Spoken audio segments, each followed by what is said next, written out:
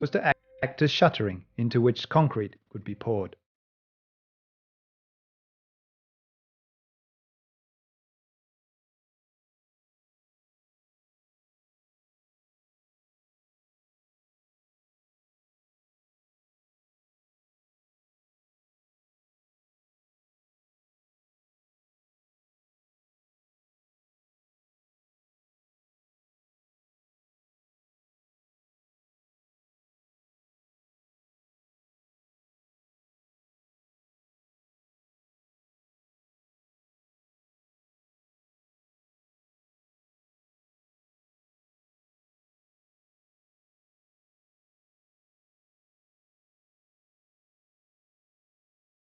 It was greatly encouraging to have almost reached the top with these beams.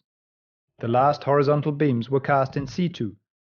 Fitting all the 1,200 concrete beams took 8 years, and was completed on the 15th of August 1987.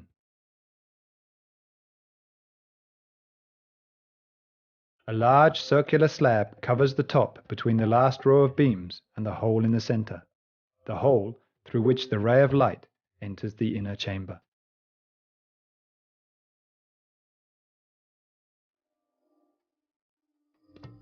When the entire scaffolding was removed, the skin suddenly became a delicate framework of triangles. It was so beautiful, in fact, that when the architect next came to Oroville, he thought it would be a great pity to cover the entire sphere with a concrete skin. Rather, he was thinking of a transparent glass covering through which the back sides of the golden discs would be visible.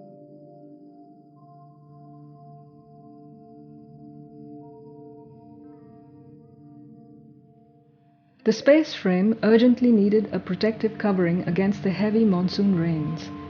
The construction allowed for a double skin, and there were many possible materials with which to cover the triangles, both from the inside and the outside.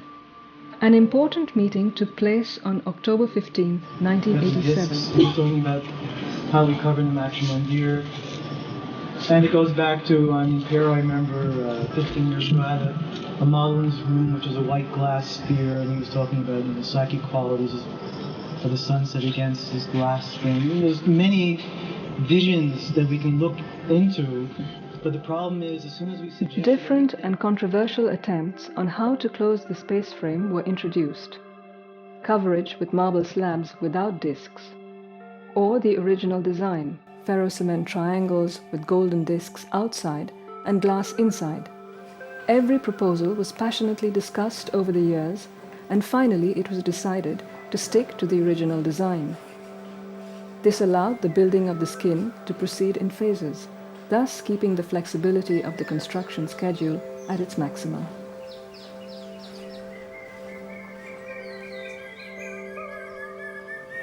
Then we start the next phase, which is very exciting. It's to prepare the room for the crystal which is coming.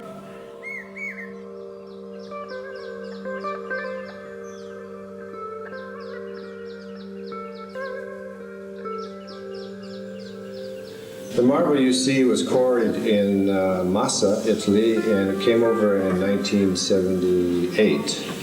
It remained here in storage in the amphitheater right next to the Matrimandir till about 1982, I think, when it was opened just to be summarily checked. And at that time, they found that there had been an insect infestation. 30% of the total 1,240 pieces that we have for the inner chamber walls.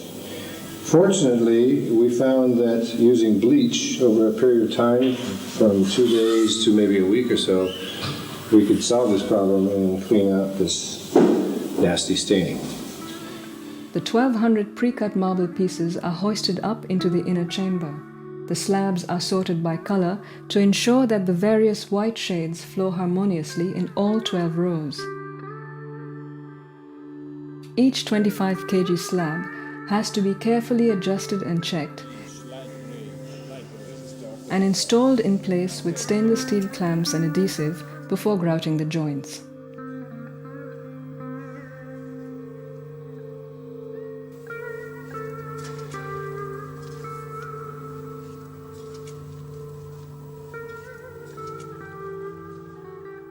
Down below, the pillars were extended to provide for the staircases that would serve as the main access to the structure via each of the 4 pillars. There would be 25 steps in each pillar, eventually clad with granite slabs.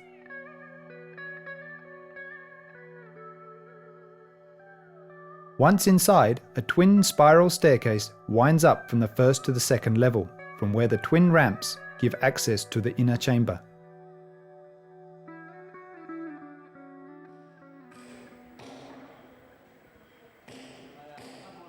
This was the last structural part of the construction. The whole weight of this staircase, some 90 tons, hangs in fact on level 2.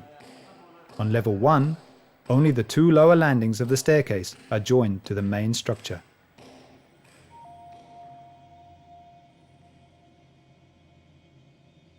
A circular slab of white marble was engraved with the mother's symbol in the chamber itself. For easy handling, this was made in 4 quarters. A full-scale model of the crystal in the center gave an idea of how it might look one day. The 4 Sri Aurobindo symbols that support the crystal were crafted in an Oroville workshop. The lotus part of the symbols was also carved and polished, the last step before the final gold plating that would take place in Germany. The long-awaited columns meant to stand inside the chamber were delivered from Italy to Matrimandir in 1990.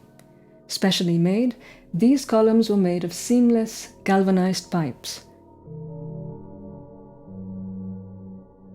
Immediately, the painstaking work of sanding and painting began to ensure the greatest quality and durability possible. Finely cut angle slabs of finest Rajasthani marble were laid on the floor, according to a star pattern.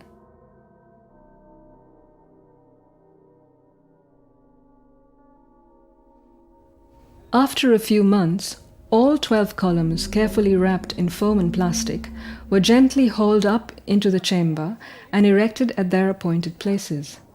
A specially constructed scaffolding was built to lift them up to the structure. Each column of 60 centimeters diameter and 8.64 meters in length weighed almost a ton. Wheeled to their places, they were then winched into position by hand.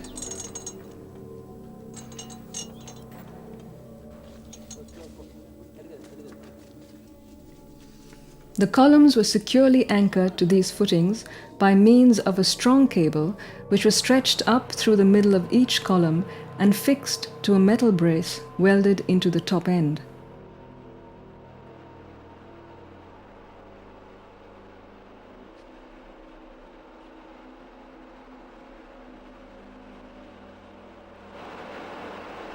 A final polishing of the floor, and the chamber was ready to receive its most precious item. Finally, the perfect sphere of pure crystal, meant to receive the ray of light at the center of the inner chamber, got its last polishing at the Zeiss factory in Germany.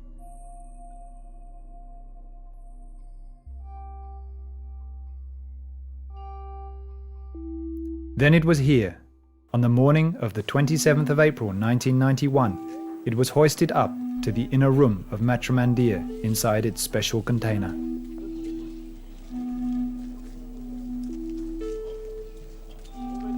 The crystal, measuring 70 centimeters across and weighing 450 kilograms, is made of Boerkroon 7 glass.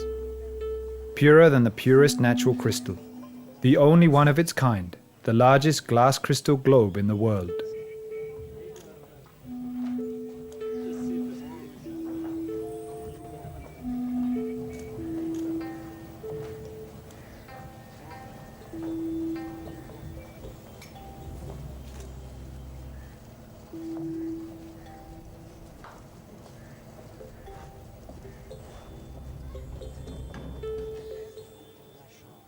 When the container was opened, one had the feeling that something momentous and profound had happened. Then everyone crowded around the edge of the container, each one taking a turn to look down on the crystal marvel. The wonderful atmosphere of the room became even more marvelous.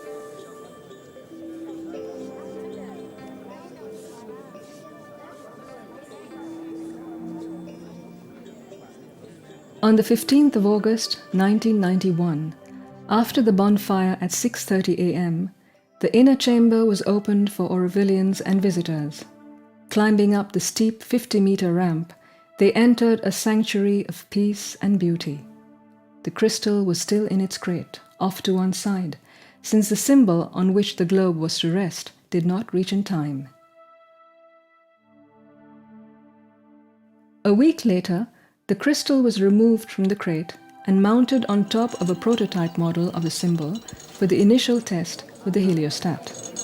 Heliostat that will eventually sit on top of Matrimandir and track the sun to guide the solar ray down into the chamber onto the crystal in the meditation room. So we are now showing how the ray will be reflected. We adjust the secondary mirror in position. So that will be more or less position, and this actually is reflecting the sun that now in the morning will come from this side toward the fixed mirror, and this will reflect it down from the hole on the top of the Matrimandir to the globe. This mirror will track the sun during the daily movement, and at lower speed as what we're doing now, will follow the whole circle of the sun in the sky until sunset, when it's arriving low to the horizon.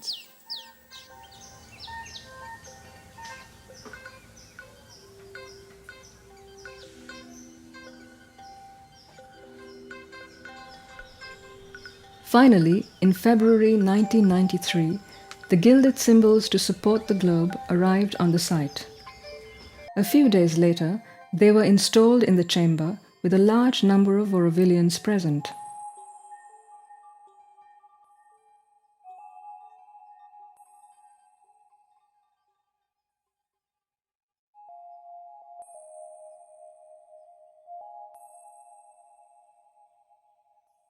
One year later, the carpet, which had been woven in India using imported wool, was laid.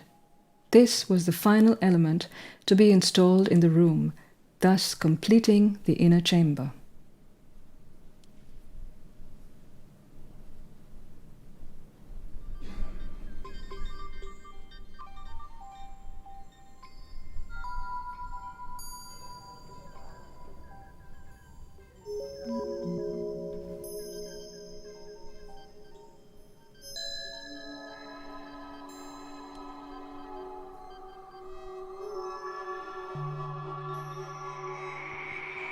Like an open lotus flower, the Matrimandir will be surrounded by 2 rows of petals, 12 big and 12 small ones. The last big excavation work for the petals started in 1991 around the construction site.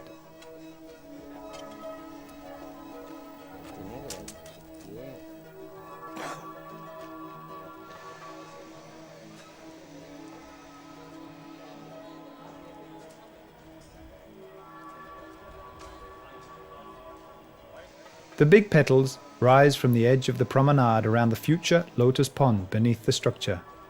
From there, they gradually extend outwards for 43 meters, rising sharply in a slope parallel to the sphere before gradually descending to ground level. Together with the small earthen petals, they form the transition to the future inner gardens. Red agra stone will cover the outside face of these petals, as well as the surface of the small petals eventually. Inside the sphere, the marble mosaic work on the first and second levels was in full swing. The benches on the first level, where people will put on socks before going upstairs, was almost finished. Workers from Rajasthan and Aurovilians laid the marble mosaic between the ribs, with a channel of inlaid gold along which water will one day gently flow.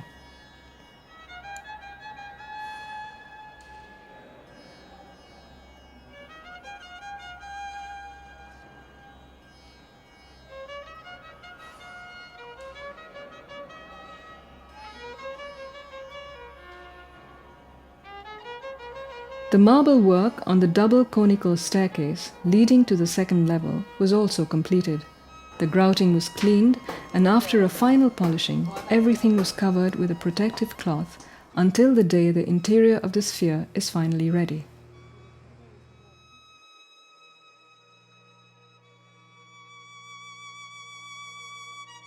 In August 1995, a team was formed to prepare the golden discs for the outer skin. Initially, the team applied gold leaf to fiberglass reinforced polyester discs.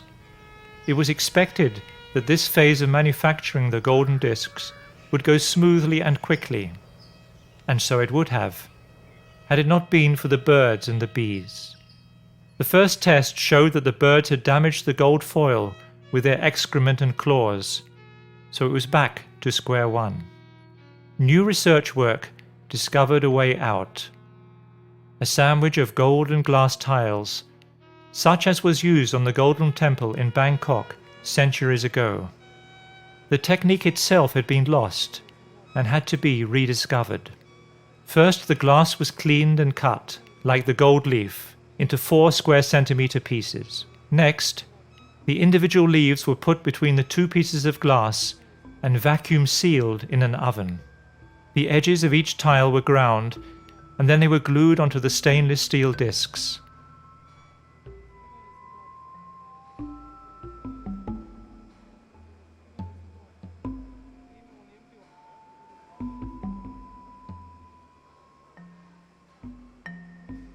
There were 18 sizes of tiles, and between 1024 and 2400 trapezoidal tiles on each disc.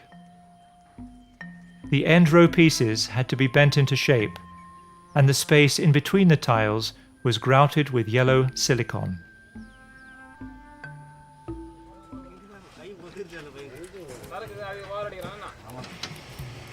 The first of the 1400 discs was mounted on top of the sphere on the 8th of January 1999. Stainless steel legs were made to support each disc at a distance of 60 centimeters from the surface of the sphere. Each disc had legs of slightly different lengths, depending on the points of attachment. 6 for the